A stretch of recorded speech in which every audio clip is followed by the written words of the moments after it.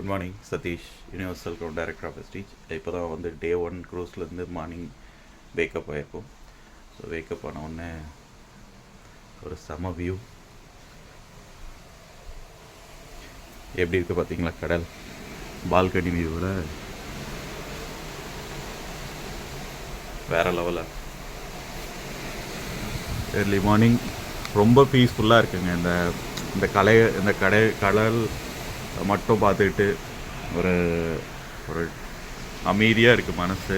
என்ன எங்கே இருக்கும் அதையும் தாண்டி ஒரு லைஃப்பில் ஒன் டைமாவது இந்த கடலோடு நம்ம பயணம் பண்ணுறது அப்படின்றது ஒரு பெரிய கிரேட்டான ஒரு விஷயமாக நான் பார்க்குறேன். ஸோ பார்த்தீங்க அப்படின்னா உங்களுக்கே தெரியும், ஒரு சுற்றி கடல் தான்.